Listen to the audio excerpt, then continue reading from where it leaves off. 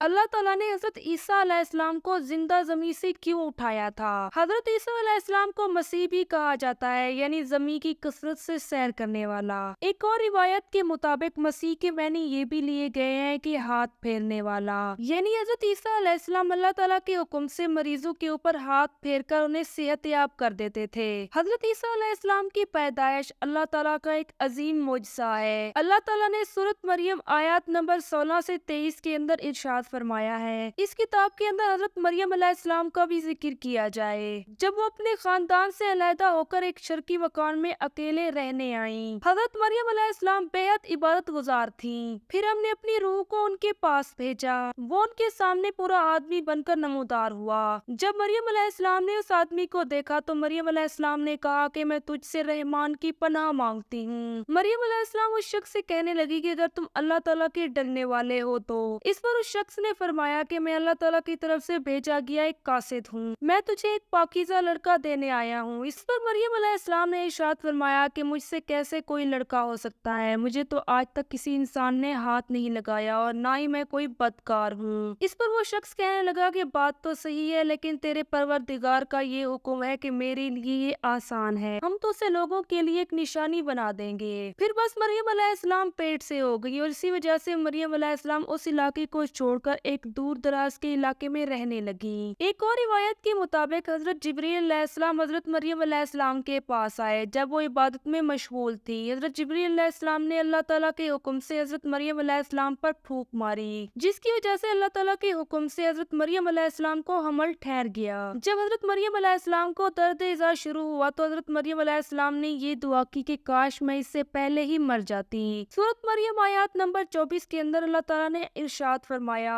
اے مریم پریشان مت ہو، تیرے رب نے تیرے پاؤں کے نیچے ایک چشمہ جاری کر دیا ہے، اور جس درخت کی چھاؤں کے نیچے تم بیٹھی ہو اس کو ہلاؤ، وہاں سے تمہیں پکی کھجوریں ملیں گی، بس تم اسے کھاؤ اور آرام سے رہو۔ اگر تمہیں کوئی شخص نظر آئے تو تم اسے بولنا کہ تم نے اپنے رب کا روزہ رکھا ہے اور یہی وجہ ہے کہ تم کسی انسان سے بات نہ کرو گی۔ جب حضرت عیسیٰ علیہ السلام کی ولادت ہوئی تو حضرت مریم علیہ السلام حضرت عیسیٰ علیہ السلام کو لے کر واپس آئیں۔ جیسے ہی لوگوں نے حضرت مریم علیہ السلام کے پاس حضرت عیسیٰ علیہ السلام کو دیکھا تو وہ انہیں تانے کسنے لگے اور کہنے لگے کہ مریم نہ تو تمہارا باپ ایسا تھا اور نہ ہی تمہاری ماں ایسی تھی اور نہ ہی تمہارا بھائی ہارون ایسا تھا۔ یہاں پر حضرت ہارون علیہ السلام سے مراد حضرت مریم علیہ السلام کے بھائی تھے۔ لوگوں کے تانے اور باتیں سن کر حضرت مریم علیہ السلام نے ارشاد فرمایا کہ اے لوگوں تم اسی بچے سے بات کرو، یہ تمہیں حقیقت بتائے گا۔ سورہ مریم آیات نمبر 29 کے اندر اللہ تعالیٰ ارشاد فرماتا ہے کہ لوگوں کے سامنے حضرت مریم علیہ السلام نے اپنے بیٹے کی طرف اشارہ کیا اور کہا کہ میرے بیٹے سے بات کر لو، تو اس پر لوگوں نے کہا کہ ایک نومولود بچہ کیسے ہم کلام ہو سکتا ہے۔ اسی وقت ایک معجزہ رونما ہوا اور حضرت عیسیٰ علیہ السلام لوگوں سے بات کرنے لگے۔ سورۃ مریم آیات نمبر 30 سے 33 کے اندر موجود ہے کہ بچہ بول اٹھا اور کہنے لگا کہ میں اللہ تعالیٰ کا بھیجا ہوا نبی ہوں اور اس نے میرے اوپر کتاب کو نازل کیا ہے اور مجھے بابرکت بنایا ہے، اور اس نے مجھے نماز اور زکوٰۃ کا حکم دیا ہے، جب تک بھی میں زندہ رہوں گا تو اسے ادا کرتا رہوں گا، اور اس نے مجھے اپنی ماں کا فرما بردار بنایا ہے تاکہ میں اس کی خدمت کر سکوں، اور اس نے مجھے سرکش اور بدبخت نہیں بنایا، اور مجھ پر میری پیدائش کے دن اور میری موت کے دن اور جس دن میں موت کے بعد دوبارہ زندہ کیا جاؤں گا سلام ہی سلام ہے۔ حضرت عیسیٰ علیہ السلام کی اس گفتگو کے بعد اللہ تعالیٰ نے ارشاد فرمایا، یہ ہے صحیح واقعہ عیسیٰ ابن مریم کا، یہی وہ حق کی بات ہے جس کے اوپر لوگ شک و شبہ کے اندر مبتلا ہیں۔ اللہ تعالیٰ کے لیے اولاد کا ہونا لائق نہیں، وہ تو بالکل پاک ذات ہے، وہ جب بھی کسی چیز کو کن فرما دے تو وہ چیز ہو جاتی ہے۔ میرا اور تم سب کا پروردگار اللہ تعالیٰ ہے اور تم لوگ صرف اسی کی ہی عبادت کیا کرو، اور یہی تم سب لوگوں کے لیے سیدھی راہ ہے۔ اس واقعے کے بعد یعنی حضرت عیسیٰ علیہ السلام کی ولادت کے بعد لوگوں کے اندر کئی طرح کے شک و شبہات پیدا ہوئے اور لوگوں کے اندر یہ بات پھیل گئی کہ مریم اللہ تعالیٰ کی بیوی ہے۔ اس واقعے کی تردید کرتے ہوئے اللہ تعالیٰ نے قرآن مجید کی سورۃ جن کے اندر آیات نمبر 3 میں ارشاد فرمایا ہے، ترجمہ، بے شک ہمارے رب کی بلند ذات ہے، نہ کسی کو بیوی بنایا اور نہ ہی کسی کو اپنا بیٹا۔